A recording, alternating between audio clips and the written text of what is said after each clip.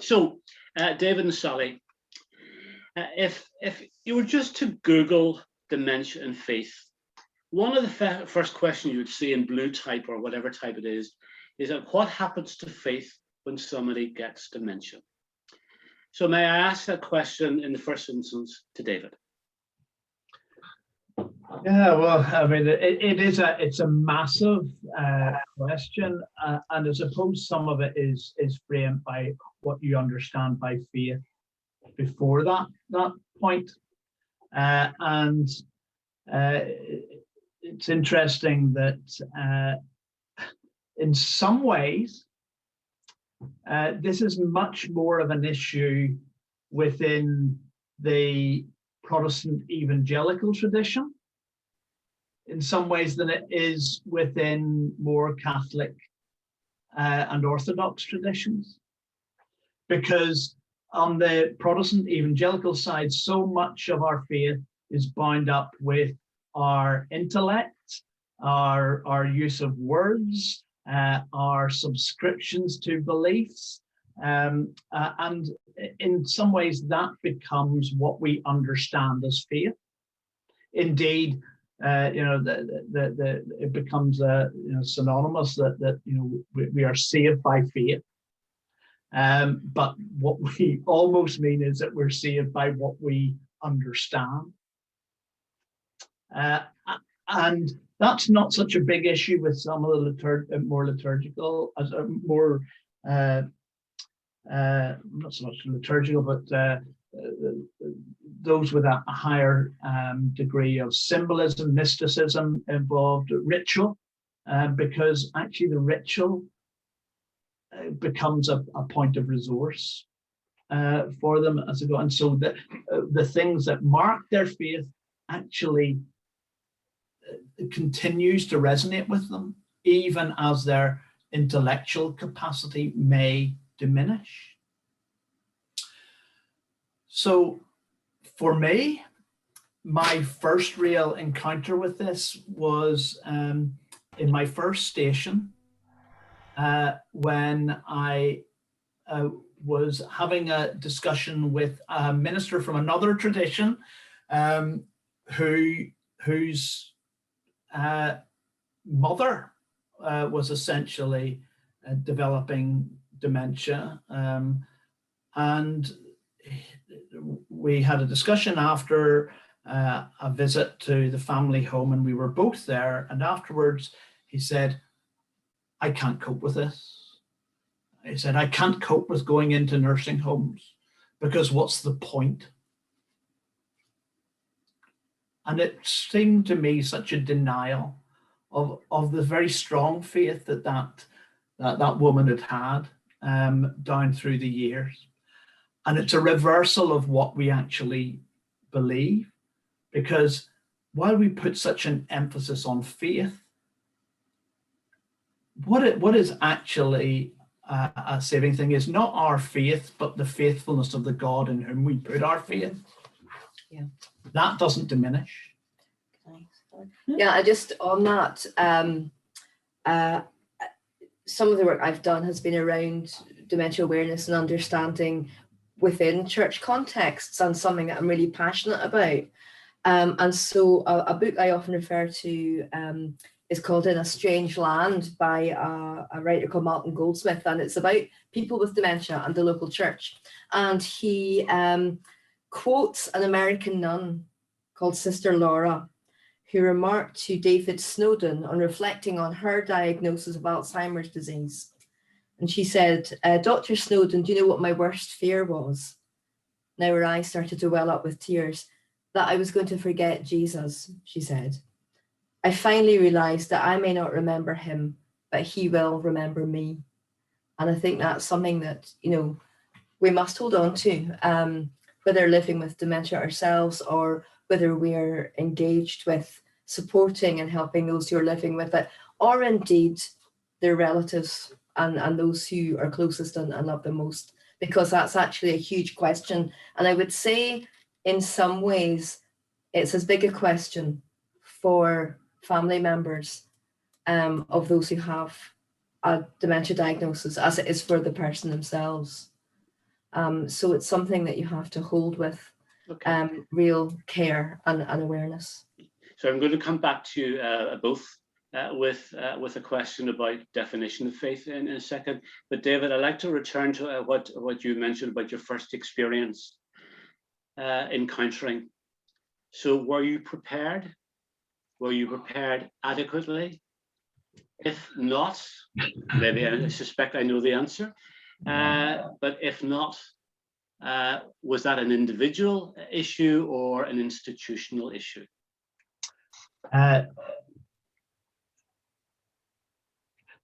We were not well prepared for this in college. I would like to say that I suspect that has changed somewhat over the years, but the terrain has also changed. It's a much more prominent and radical problem now for society as a whole. And if we do not have a practical theology of dementia as part of how we operate now, I think that we're not really responding to one of the primary needs in our society today, particularly given the demography of many of our churches. It's a major issue. So I wasn't well prepared. However, what I was prepared, and the only way I was prepared for that conversation with that other colleague was because of another minister well known to many of us here, who had been doing some initial research on the subject, Heather Morris, and in a personal conversation with her over the results of her researches, the thing that stuck with me at that very early stage, before I'd done any really in-depth look at this, was that in engaging with anyone with dementia, that they may not remember that you were there with them, but they will remember how you made them feel. And while our faith engagement, our pastoral engagement should never purely be about emotion, if it isn't making a difference to the core of how someone feels, then what's the point in pastoral engagement? So they may forget that you're there, they may forget what you said, but they will remember how you have felt. And that, I suppose, was the bedrock, not just for my pastoral engagement with those with dementia, but the bedrock of my pastoral engagement. I don't care if they remember that I was there, but I hope that my engagement with them has been a positive one. Well, that's a very helpful distinction that you've drawn there. So, and again, a question for both of you. Initially, I phrased the first question in terms of going to Professor Google rather than going to a dictionary. So my question, therefore, is because the answer so far I've heard in terms of faith has been a binary one in terms of Christianity, but we haven't widened it out to other faiths, or indeed widen it out even further to spirituality. So would either both of you like to comment on that more general inclusive definition? Go first. Thanks for that. Yep. I mean, I think it's interesting. I suppose I'm coming at it from as David does too, from a practical point of view in terms of my work, my engagement with people who are living with dementia, particularly within a care home setting, but also in supported living, and through my own personal experience of family members who have had dementia too. And so I would say that, yes, there's got to be a broader consideration when it comes to thinking about dementia and faith. My experience would be quite narrow, I suppose, in that, we are where we are. And so to date, most of my connection with people with dementia has been either from a faith background that's been Christian or from a non-faith background. But I think widening it really around spirituality, I would see people living with dementia who have become more spiritual, actually, in a way, and who have been able to maybe discern or recognize that there is an end of life in sight, not necessarily knowing what that looks like, but that helps to, I suppose, sharpen the focus in a way for people. And so there's maybe a depth of spirituality in its broadest sense that starts to kind of take place. And I always remember hearing the Reverend Bishop Herbert, who was Bishop of St Albans at one point, and he had done a lot of work around spirituality generally, around that and working with older people. And he said that something that's really stuck with me is that when you go to visit somebody, be it in a care home or supported living facility, and so the environment that they're living in has become reduced in some way to maybe a room that is your own private domain. He said, nonetheless, when you enter that space, it's a sacred space. There's something holy about that, because what you are seeing there is really a kind of distillation of that person's life and life experience. And the very objects that they have chosen to bring with them to that space will have tremendous value for them. And so it's a kind of sacramental space that you're working in, whether that's from a Christian point of view or from that broader spiritual point of view. And I find that very helpful when I'm with residents. Yeah, no, I think David, a quick rejoinder to that, or yeah, no, I think that what Sally's saying there is really helpful, and I mean, again, another, and I haven't had that conversation with Sally before, so, but previously in my previous life as a chaplain in a general healthcare facility, one of the trainings that we did have was treating things by the bedside, which is an even more reduced environment there, as sacramental and as spiritual touch points. Yeah. And one of my frustrations as a Methodist minister is our itinerant ministry in a dementia setting, because we don't have the same long-term engagement at times with our parishioners, our members of our congregations, that some who, you know, may have been there in the past 20, 30 years, for, baptized, married, and baptized the children of some, so that people in that sort of parish ministry have many more touch points to register with people from the past than I would. A chaplain has even less. So you have to use whatever is around you to access what is important to that person, because chaplaincy care in a setting like that is even slightly more rarefied than pastoral care, in that it does become person-centered. It cannot be about you imposing your values or even assuming shared values with the person there. So it's about trying to access where that person is, where that person's spiritual center is, and trying to resource that, whilst not denying anything of where you're coming from. So, you know, I'm not denying that I'm a Methodist minister, but I'm not necessarily expecting them to share the same spiritual touch points as I am. And physical objects, photographs, you know, all manner of pictures on a wall can resonate so powerfully in a time like that, of accessing shared memories, but also that spiritual thread through it all. Okay.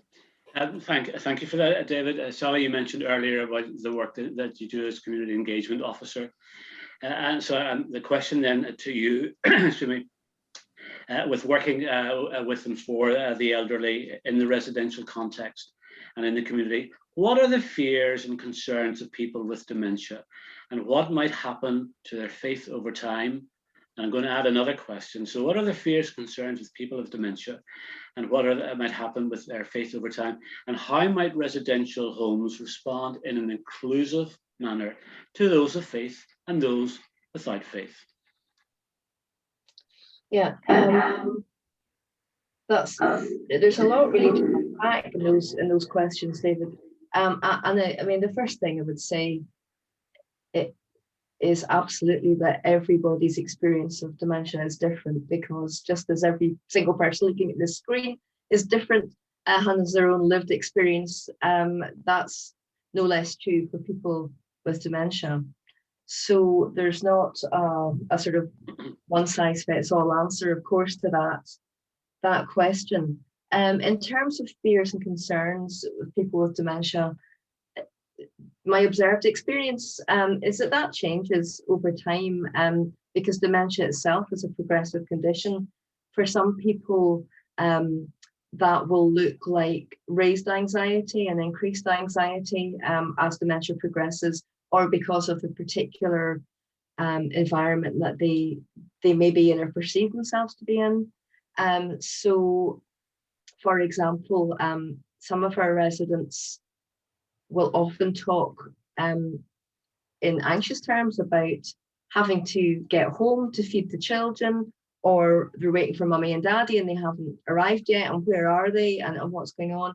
And because of the way that dementia works, and because they have sort of rolled back in their memories to their reality of a certain stage of life, it can be a very confusing place and a very frightening place if they don't recognize or have, as David has described, that sort of touchstone for where they are.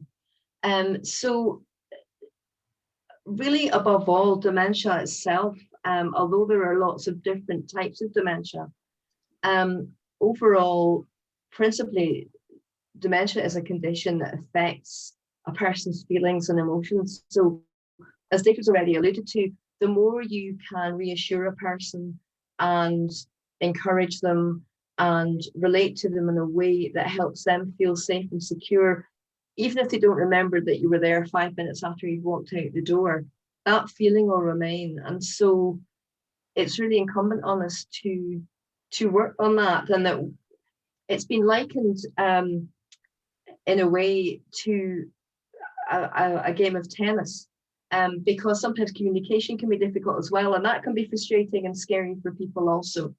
And Tom Kitwood, who really wrote the definitive book around dementia and really redefined our understanding of it, likened it to a tennis match. And he said, really, us as the person without dementia has got the responsibility to serve the ball across the net in such a way that the person with dementia can return it to us, and we can keep that going. And I think in terms of fears and concerns, the best thing that we can do really is to work hard at allaying those, reassuring, at providing a physical environment and also an emotional environment and register where, as far as possible, we can engage and keep somebody just feeling reassured about themselves and keep in touch in some way with themselves as well. No, I mean that's a really helpful analogy there, and one of the things that as Sally has said earlier on, it's not just the fears of the person who's had a diagnosis, it's the fears and anxieties of those around them. And in terms of pastoral care, we need to pay as much attention to the pastoral care of those around someone with dementia as to the person themselves.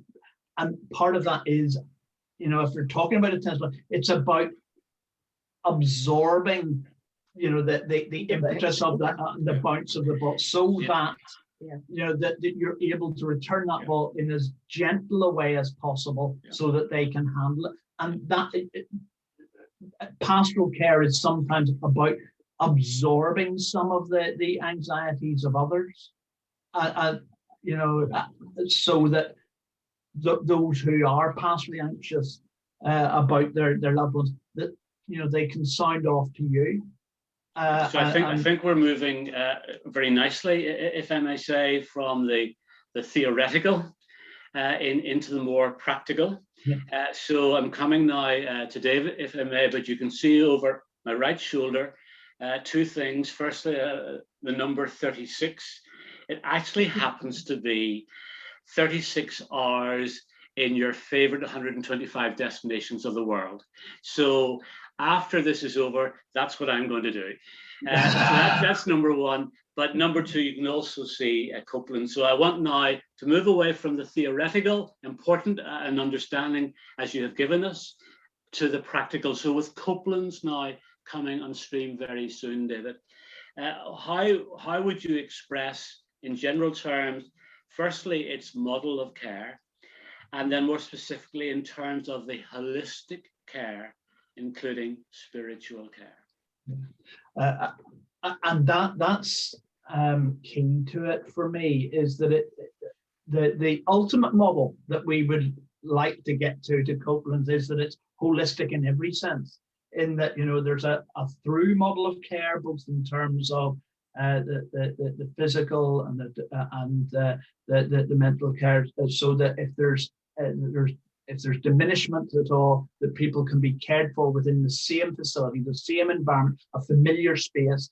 So it's, you know, that it's physically holistic in what it can offer. We're not there yet, even with the opening of phase one. Watch this space.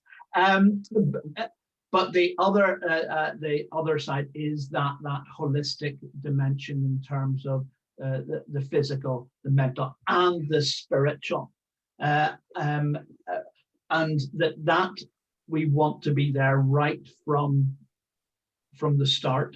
Now, the irony is that because of COVID, that's going to be much more difficult initially. In fact, you know, a great part of today was made up of me discussing with some of our staff how we maximize that early on, because it's very difficult. We don't want this to be the chaplaincy in Copeland's to be seen as, you know, a luxurious bolt-on that we put on later on down the road. We want it to be there right from the outset and implicit to our model of care. But as I said, it's entirely person-centered. That while it's coming from a Methodist Christian ethos and will be offered by an ordained Methodist minister, that all people of all faiths, and indeed none, will be catered for. And part of the issue is trying to address, you know, where are people coming from? How can we best meet their needs in partnership with others? Because again, it's not going to, COVID accepted, it's not going to exist within a bubble. We want Copeland's to exist within the wider community. So we want it to be a venue that ultimately the local community can see as its own, and there can be interaction between people of the local community and the residents in Copeland's. And that includes people of faith communities from outside of the facility having a part to play in the facility as well. So it is a holistic model. It's not just what we sometimes pass off as holistic, that really is actually portioning off the mental, the physical, and the spiritual. Really, all of them fit together, and we want to address them together.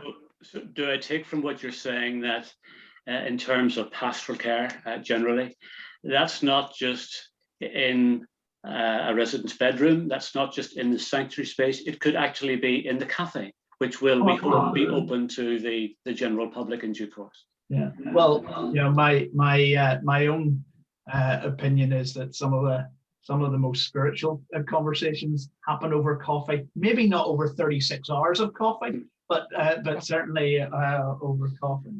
Well, the tennis analogy, if you like, without obviously I can't reveal who I've been speaking to. Everyone is deserves their privacy unless they so wish to put it up on Facebook or whatever, and they're very welcome to do that. But I had a very, very fascinating discussion with somebody today in that kind of area. Right, so we've dealt with the theoretical, we've moved to the practical. Now I want to move to the policy making, if I may, so more generally in society. So Sally, if I may come to you, and Professor June Andrews, I think, will be known to a lot of people in dementia care coming from the University of Strathclyde. But she came over with a small team to conduct an audit within Northern Ireland a number of years ago about its dementia provision. So how do you think Northern Ireland is doing with regard to being more dementia friendly? And what might improvements have been made since that audit was done? Yeah, it's a good question. And June Andrews, I know, has been over a few times. There've been a couple of things that she's been involved with. One was actually looking at dementia and the church a few years back. I think, as David said earlier, I think we're generally just more aware of dementia being an issue and a reality in society, and it's something that is talked about more. So that's a good thing in itself, I think. Part of my role is to provide dementia awareness training for our own staff and to do various aspects of dementia friendly approaches for staff, but I also do that in conjunction with my job in the community as well, in areas that I'm brought into, and that includes the PSNI, for example. So I've done a number of training sessions for the PSNI new recruits, and it comes under their sort of community and mental well-being section, and that's great. So right from the get-go, those new officers, for example, are being given some basic dementia awareness and things to consider, particularly when it comes to communicating and interacting with someone who has dementia, and to think about dementia as it being a possible issue when they are maybe called out. The Alzheimer's Society, of course, has spearheaded a lot in terms of promoting the idea of dementia-friendly communities. And across Northern Ireland, these are developing well. East Belfast, for example, has got a fantastic dementia-friendly community group that facilitates all sorts of things, from providing local shops and businesses with dementia awareness through to sessions for chat for people living with dementia and their carers, to dementia-friendly activities, all sorts of things. And that is continuing to spread. And I think actually down the Irish Peninsula, there's a similar group that is starting to gain traction there, and that's fantastic. Yeah. I think there's still a lot, of course, that can be done. I think better understanding from an earlier age of what dementia is and what it isn't would be really useful. I know, though, that, for example, the Scout movement have now got a session that they hold for their younger members around age-appropriate dementia-friendly awareness. And so I think just by slow degrees, things are improving, but there's always, of course, room for improvement. And the church has got a huge mission there, a huge opportunity to actually really stand out as a place where people can be welcomed and be included, and can also I think, have got the potential to lead the way in showing what a dementia-friendly environment looks like. And one of the things I would say is that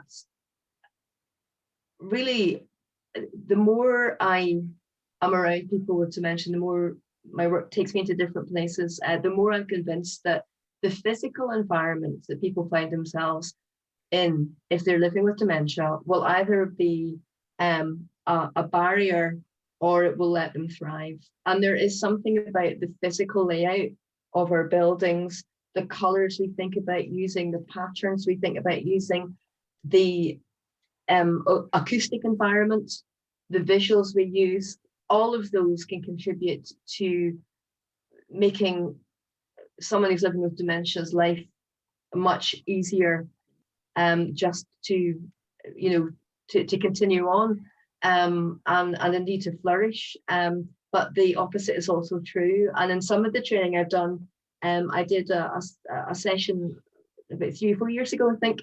And I think John Answorth's on the call here somewhere, so you can tell me if I'm right or wrong. But and Joanne as well. But I did a session for some local preachers, and I did a session for trainee ministers at Edge Hill, and I'd asked in advance for photographs of their churches to be sent, and we had a look at them together and considered how dementia friendly or not the various spaces were. And, would it be somewhere that someone with dementia would feel confident in going into, or would they actually stop at the front door and not go any further? So as churches, we've got a lot of work to do. Well, that brings us nicely to the next question. So I want to drill down a wee bit more from the policy into particular areas, and you've covered the area actually, Shelley, that I was going to ask you to do in terms of churches. So I'll be asking David in a second, so he's got a second or two to think about it, but the arts sector, and I would be interested to know about your observations about how the arts could make being more dementia friendly, and how they can make improvements. But before you answer, I just want to flag up, if I may, another sector, and that's sport, because last night I had a recorded video conversation with Niall Annett, who used to play hooker for Ulster Rugby. He shadowed Rory Best, so he was never going to get much chance of playing first game for Ulster. So he headed over to Worcester. And interesting enough, Worcester Rugby have a fantastic outreach. I suppose all rugby clubs do, and most business corporate social responsibility nowadays. But this is more than just tokenism, more than ticking boxes. And they've won 2 national awards in the last 2 or 3 years from the Alzheimer's Society UK and from the Rugby Football Union. And it really is quite impressive. So by sheer luck, Niall, thanks to a contact through Neil, heard about what I was doing and approached me, what can I do? So it was only appropriate, given the amount of coverage that there has been recently about concussion and dementia in sport, Jack Charlton, Gordon McQueen, Steve Thompson, the rugby player, that it was a fantastic opportunity. Suffice to say that we're releasing it tomorrow, 10 o'clock on Facebook, but there are incredibly powerful moments in that discussion. And for a young man to come to that kind of understanding, based of course on experience, is absolutely a real testament to him.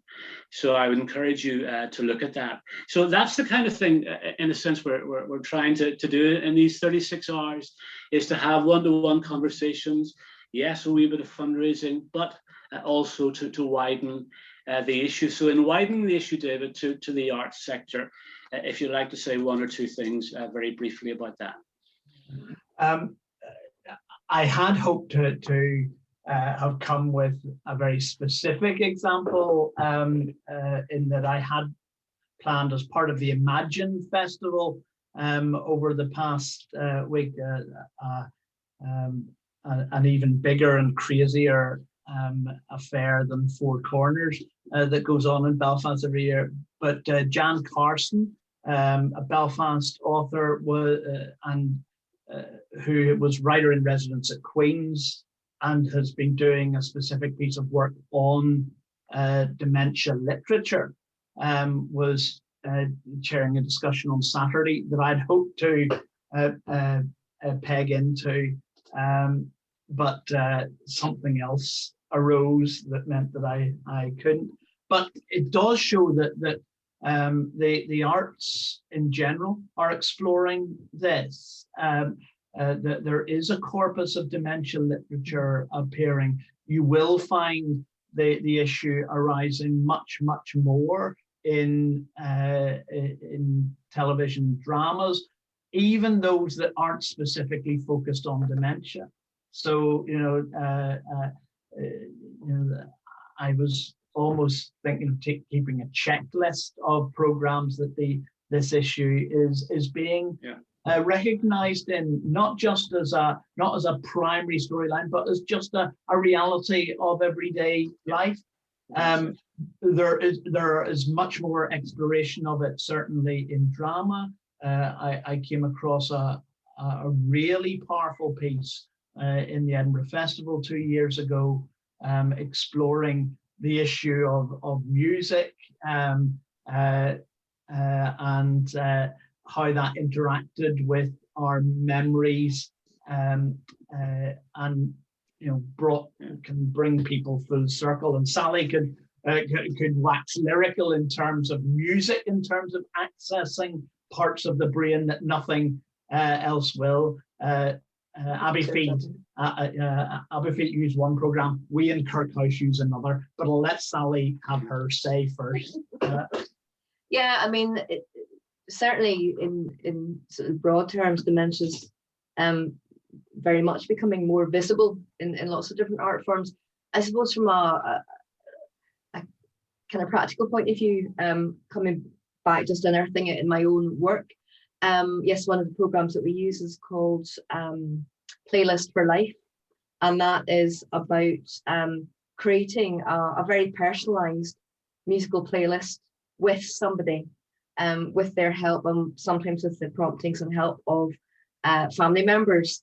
And it's not just about the memories that relate to those pieces of music, and it's not just about making someone feel good in the moment, although that's really important, but also it's actually got a therapeutic value as well. So for somebody who maybe gets agitated or upset or distressed when it comes to personal care, by having the right piece of music playing ahead of time with that person can help them be in a much more relaxed state for personal care to happen.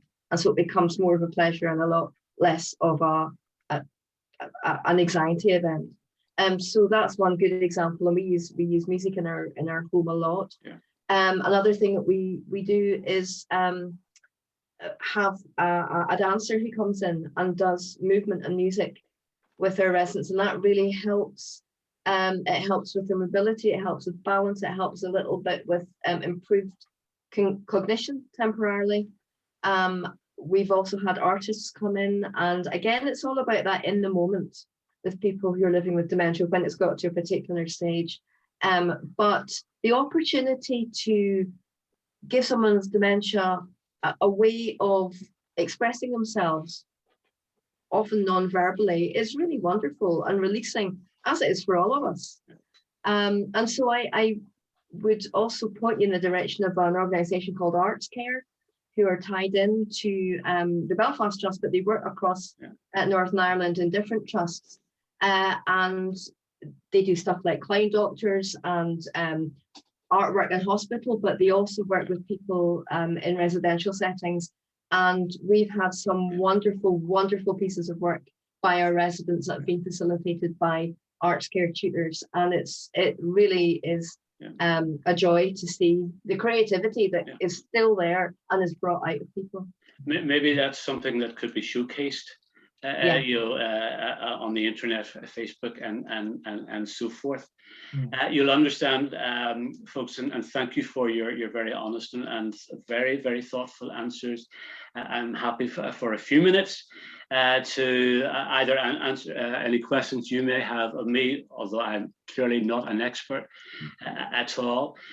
But that said, or from the virtual platform, but like air traffic control, that I've got to be conscious that there's a plane up there coming actually from, or I'm going to America. So my first leg of the evening slot up until 8 or 9 in the morning then. So I'm going to America before too long. So you'll understand that I have to go through passport control. No vaccination. Passport required. I have to go through various protocols for that. So I certainly very much want to thank you and thank everyone for attending, but we have maybe just a couple of minutes left or so. If you Well, I mean, just one final point, just off the back of Sally's comment about music. And as Methodists, we who sing our theology, the role of music and hymnody, I mean, advice that was always given to us in the old days in terms of going into nursing homes was always use the authorized version. As people get older, the authorized version does not necessarily have that same cachet. And actually, one of my worries going forward is that the hymnody that people now have is not as comprehensive as it once was. But hymns and songs of a spiritual nature that allow people to access emotion, and it's not always necessarily happy emotion, but the access of emotions within a spiritual environment is a good thing, so long as you're there in that tennis match, ready to respond to it and ready to bat it back, because you want to explore why does that make you sad, and say that. So, I mean, it's not always, you're not always wanting to just make people feel happy. You're wanting people to access what makes them human, and that spiritual connection with God. So you said about batting things back. So now you have the chance to bat things back. So I do quick want to fire round or whatever else. I don't mind. Yeah, no, because I mean, my question to you, David, is, I know your heartfelt commitment to BCM and all things BCM, but I do know that in your own family history, you have had experience of dementia very close. But faith-wise, how did that manifest itself with? And it was your mum. With your experience with your mum, how did all of that manifest itself in that engagement with you? So there's one particular circumstance, moment, where I did very much, and without me knowing it at the time, or indeed the people concerned at the time, there is an incredible sequel to this episode. So in terms of consequences, and who knows, consequences of actions.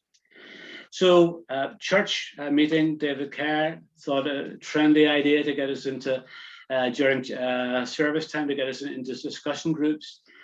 And something was said from one person, and it was very hurtful. It shouldn't have been said. And my mother was a stage where she wasn't able to verbalize in the way that we understood. So what happened? She got out of her chair and she went over to the person and put her arms around her. To me, that is everything, faith in action, if you want to call it. That is her core value, her core belief, her total persona. That was what she was. So that was really, really dramatic, emotional for everyone concerned. But I only heard very recently, not only did the person who my mother embraced not know of my mother's dementia, but wondered why there was a reserve, wondered why there was a lack of communication, wondered why the family, my father and myself, protecting my mother in group situations and so forth. So that said, I heard very recently from that person that helped her at a later stage when her mother had lived with dementia. So something that was completely spontaneous, something that was completely from the heart. It may well have been rationalized, who knows? It may well have all been absorbed, and this is what I've got to do. And it was a powerful moment of personal encounter, of relationship. So there's that. And the other one, I hope 2 or 3 individuals present won't mind. But when certain people were the age of 3 and 5 or 4 and 6, they were watching play days. They watched it with Granny. And I'm not sure who was looking after whom. Was it Granny looking after the boys, or was it really the boys looking after her? But the laughter, the giggles, the camaraderie was just palpable. It was just so ever present. But the core of what I want to say is there was always that care and love, and I'm aware that other grandchildren are present tonight. The care that Granny Barbara had for all of them was just absolutely remarkable. And that sense of care for others doesn't disappear. Absolutely. I mean, and this is one of the things I see again and again. And actually, as dementia progresses, and so people are maybe rolling back to a sort of lived reality of their early years, actually that's when that nurturing sense really comes to the fore again. And I see that again and again. And it's a lovely thing to see. And we have residents who really do actually, you can see they care for each other, you know, and we'll walk around hand in hand, and it's lovely. It's lovely. And just, you just reminded me, David, when you were talking about your mum giving the embrace to that lady, of that verse from Psalm 42, about deep calling to deep. And I just so believe that and see that so much with those living with dementia, that the Spirit of God runs so deep and can speak, and they speak back, even if it's not verbally. It's a very precious thing. And very often, in environments like that, I'm the one who is ministered to. I'm not ministering to them. There is something in that vulnerability, that openness, that, you know, it ministers to me.